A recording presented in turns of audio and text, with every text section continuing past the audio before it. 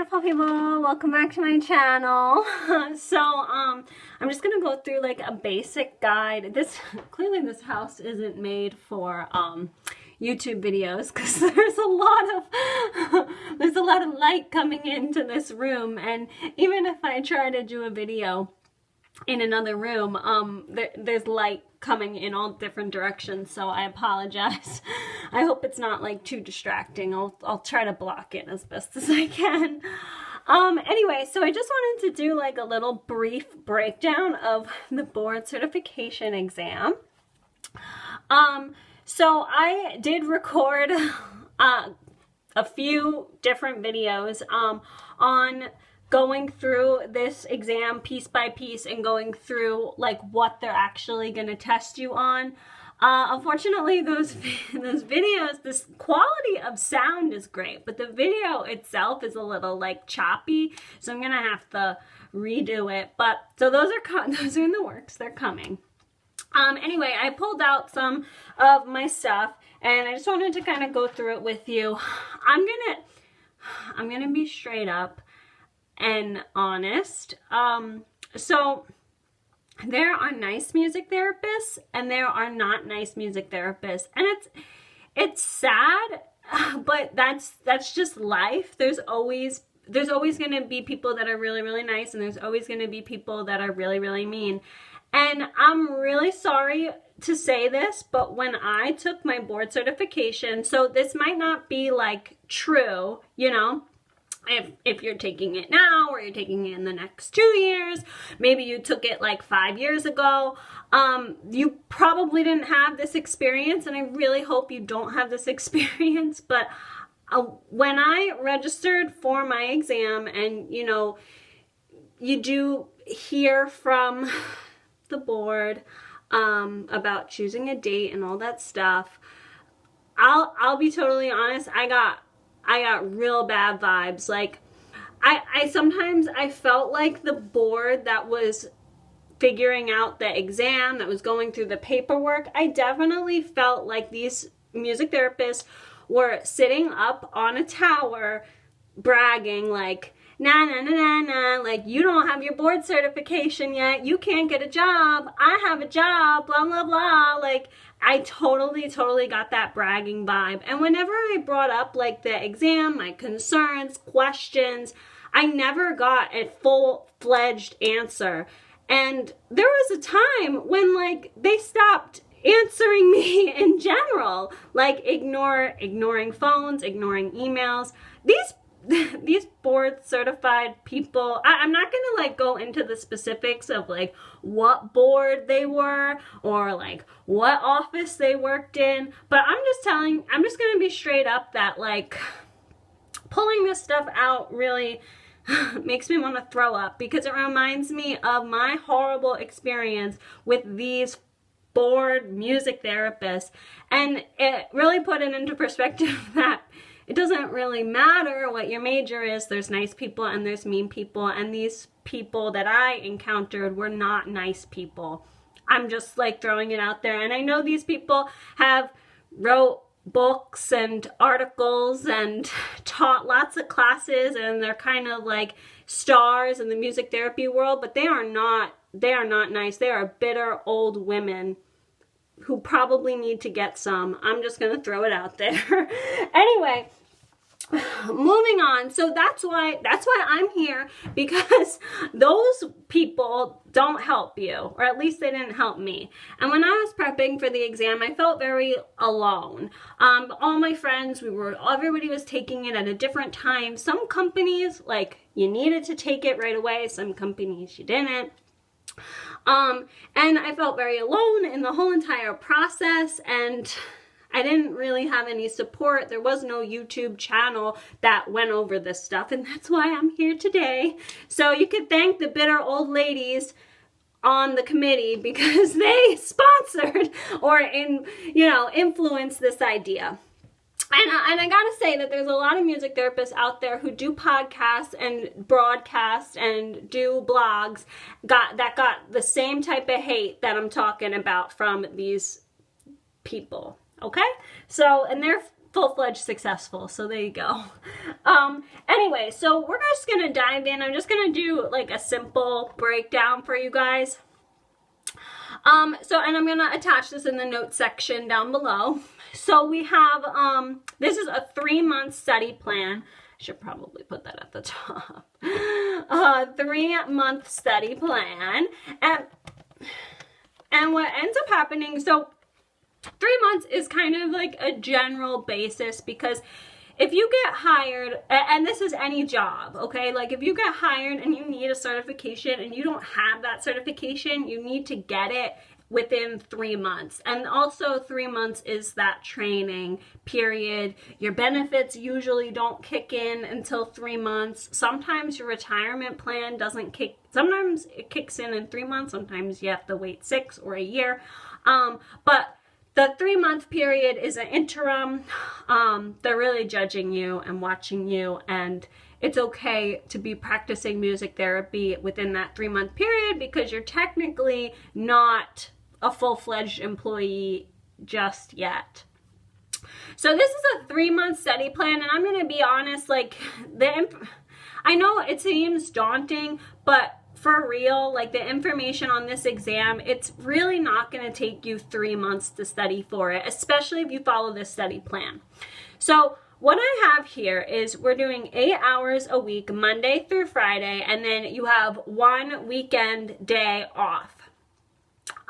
You could technically like have 2 weekends off if you do 9 hours a week, you know, or 9 hours a day. But the point of the matter is that you want to strive for 20 to 30 hours a week. It's just like if you took an online class, or an online master's class. I know my master's class, we have to put in at least 30 hours a week into the coursework, and the coursework takes that amount of time. So this is the same sort of idea. You kind of want to strive for like 20 to 30 hours a week. Always strive for more. Like do 8 hours a day. And if that's too much, great. Like, you know, that's kind of what we're striving for. And then you can adjust from there. So the main point that I'm going to get at that the old biddies didn't tell me, which I'm going to share with you guys, is the full-fledged breakdown of the exam. And I put this in the notes down below as well. So first section, and the questions don't go in this order, you know, in the exam, it's going to be randomized. But the point is that these are the amount of questions, or this is how weighted this section is. So the referral section is actually the least weighted section. There's only 2, I think these are points. Yeah, because it's points. Okay, so there's only 2 points for the referral section. Then the assessment section is the second biggest. That's 20 points. That's worth 20 points. Interpret assessment information and communicate results are only 3 points. I think that should be 10. Like, I think that should be 10 to 15 in and of itself, because it's really important to be able to take the information from the assessment and communicate it to the treatment plan. But I guess that's something that you learn when you're working. Don't necessarily need that much of it for the exam. Treatment planning is 13 points. Implementation is the biggest section. That's 63 points. See why I don't do music therapy full time? I hate implementing sessions. Hate it. And it's 63 points. Safety is 3. Termination and closure is 4. Documentation is 4. Evaluation is 6. Professional development is 3, and professional responsibilities is 7. Professional responsibilities is actually probably the easiest section to prep for, because all you have to do is memorize like what they're asking. So, you know, as a music therapist, ethics and, you know, this CMTE stuff, like all that kind of stuff. It's all in there. It's all in like the back, and all you have to do is like memorize it and kind of think, how can they ask these questions? I don't really remember that many professional responsibility questions on my exam, but it is 7, and that's probably the easier sections and professional development is second easiest to prep for, because that's like you just have to memorize what your responsibilities as a music therapist are in the community and how to increase your skills moving forward. So those are probably the easiest ones to prep for. Implementation, obviously the hardest and the most weighted, so that's where you want to spend most of your time. Assessment is the second biggest at 20 points. And then treatment planning is the third biggest. So if you, the thing is that like, at bare minimum, I'm going to take out my calculator here because I like crunching numbers. So if you get every question in implementation correct, you get every question in assessment correct, you get every question in treatment planning correct, and then I already told you professional development and professional responsibilities are kind of like a shoo-in. That would give you a total of 106.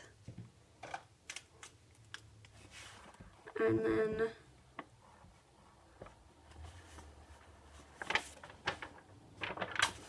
let me see, I think that based on these scores, 3, 4. Okay, so then it would be 128 total. 128. So you would get, 106, 128, so you would get a score of 82 or 83 because we would round it. And then I'm trying to remember because there were 150 questions, so I always keep thinking like 150, 150, 150, even though there really aren't. There's 130 questions, 128 points. And then let me just look real quick what what you have to get to pass. It says it in it says it in this packet. I have it down below here.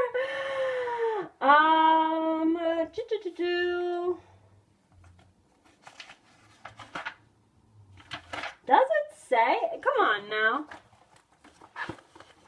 It has to say it in here. Like, what the heck?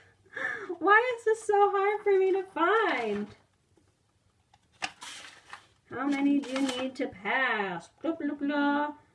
See, this should not be difficult to find. This is like the packet that it comes with when you sign up for the test. This should not be like a process.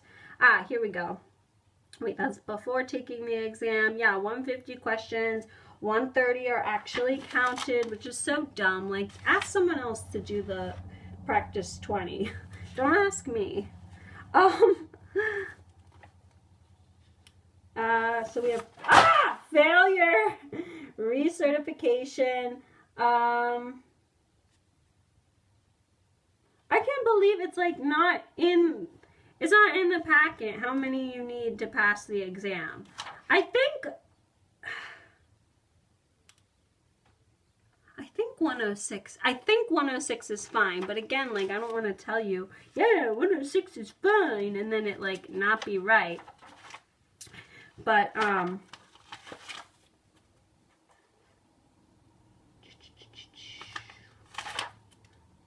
yeah, this is ridiculous. Why is it taking me so long to figure out like how many you actually need to pass? This is what I'm talking about. Like, they don't want you to pass. Like, what the heck? You know, if this was the MCAT, they would totally like tell you straight up like how much, what the score is, but whatever.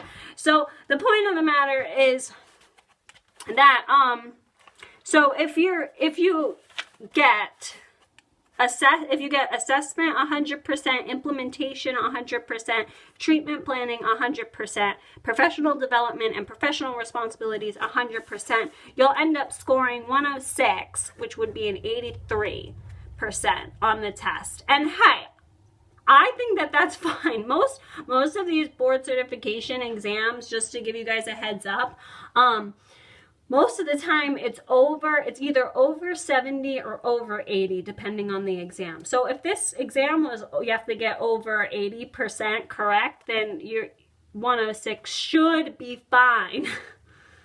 I can't believe they don't like post it in their table of contents. That's ridiculous.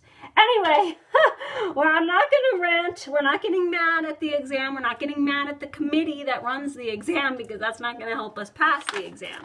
That often happens to me a lot, where I tend to get mad at the exam itself, which is not the goal here. So moving forward, resources that are a must, I also listed them here.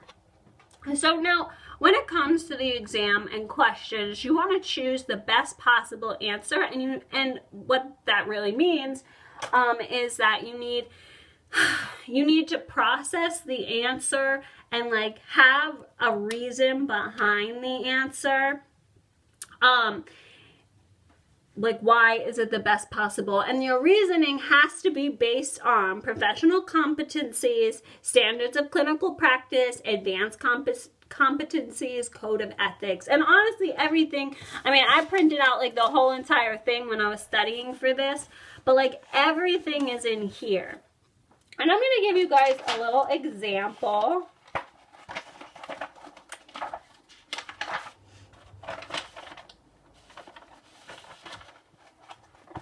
All right, so this is from the, this is actually from 2016's board certification exam.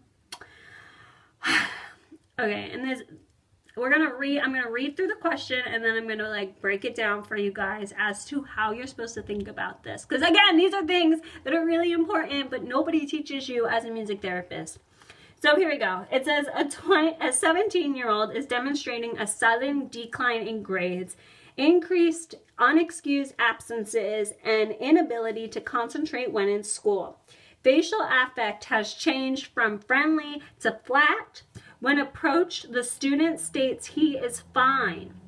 Reports indicate that the client response to music, so a music therapist referral is requested. To access possible change of cause and behavior, a music therapist should first.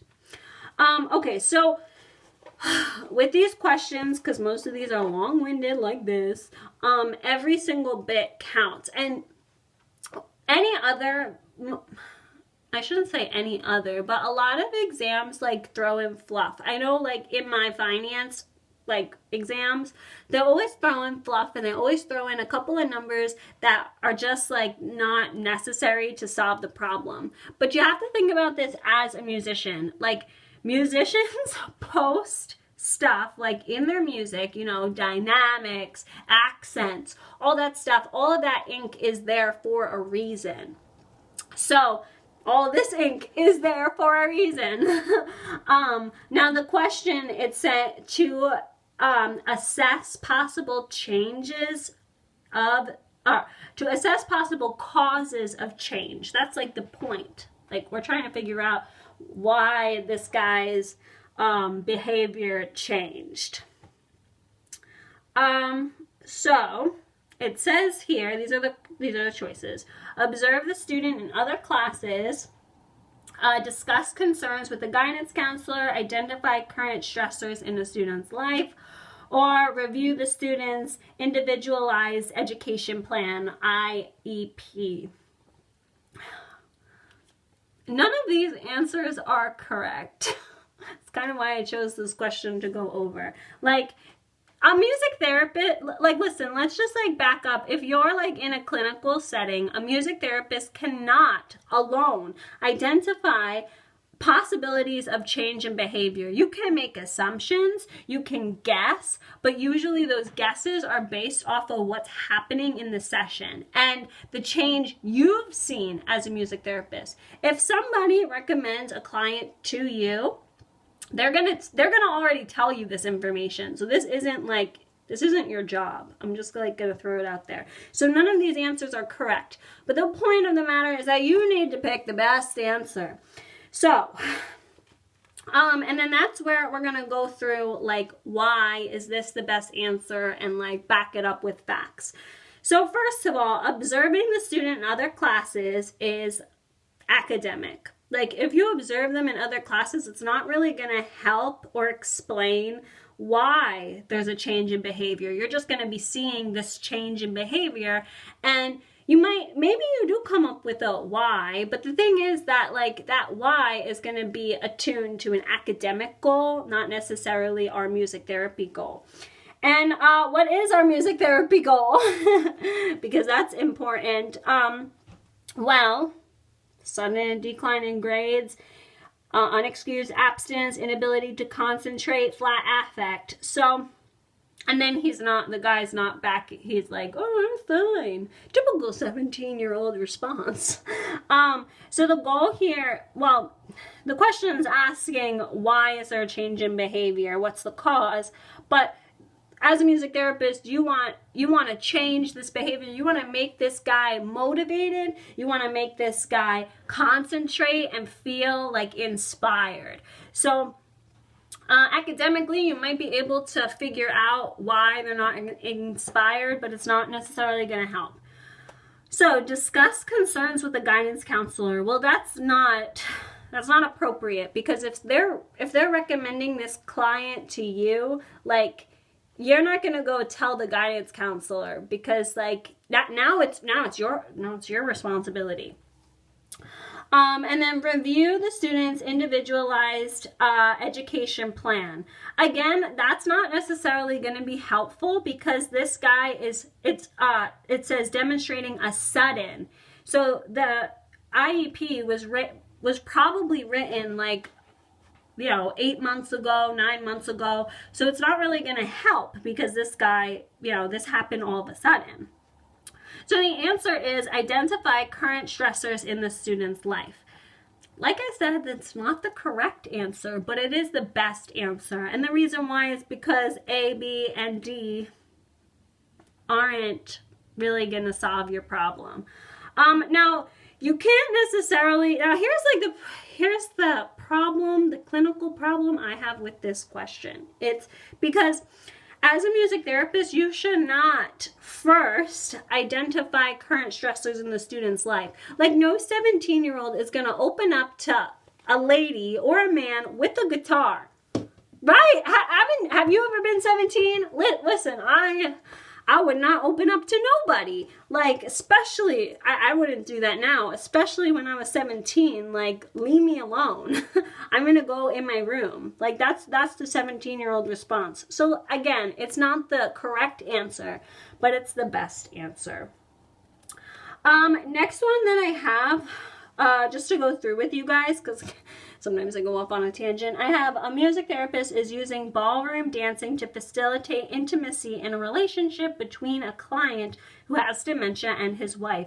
This question was on my exam. However, the answer choices were different. During the session, the client's favorite big band music is played, but he's having difficulty standing up and dancing with his wife. The best intervention would be to recommend that the wife... The answers are watch a big band dance video with her husband, sing to her husband as they sit facing each other, hold her husband's hand and move to the time of the music, sit silently next to her husband while they listen to music. Okay, so during my experience, when I worked with clients with dementia, most of them were not ambulatory, so most of them were not getting up to dance. They weren't able to. So this scene is sort of difficult to envision in my mind.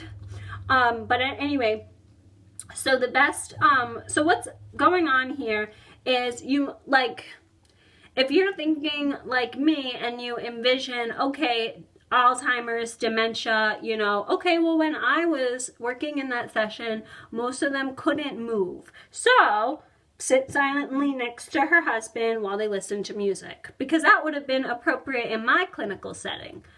But the thing is, here, it's already implying that both the client and his wife can stand, even though they have dementia, or I'm sorry, client has dementia, his wife does not, but they're implying that they both can stand up and dance. However, the client is a little uneasy standing. So you gotta like read the question and understand what it's actually asking for.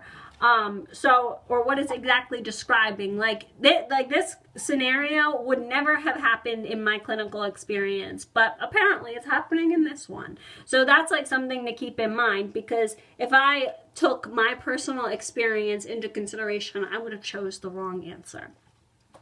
Now we have A, watch a big band dance video with her husband.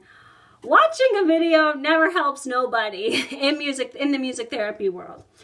Sing to her husband as they face each other is also not correct. I mean, they don't really tell us if this wife is like any good at singing. It could put the wife, if you ask a wife or a husband or like a family member to sing for like their family member, it puts them in a very vulnerable situation. And as a music therapist, like in this situation, we do not want to be putting the wife in a more vulnerable situation than she's already in. We also don't know how good of a singer she is. Like maybe she's confident about her singing, maybe she's not. Again, this is something that we don't really want to risk as a music therapist. So C, hold her husband's hand and move to the time of the music. So that would be the best possible answer. Again, because moving to music usually helps ambulation. So if you wanted the husband and the wife to dance at the end of the session, in order to get him in the groove, like incorporating movement would be the best. And that's like the reason behind, like, okay, this is actually the correct answer, but like that's a reason why. Okay, because like if the goal of the session here is to have the client and his wife dance. Well, if the client is having a hard time dancing, like the best possible answer would be to incorporate movement to the music and incorporate touch, because those are like simple things we can do that will eventually lead to dancing. Personally, when I said best and I gave like a little look, and the reason why is because as a music therapist, if I see a client uneasy, like game over, like sit down, because I'm not catching you. I'm not going to be responsible for you falling on your wife.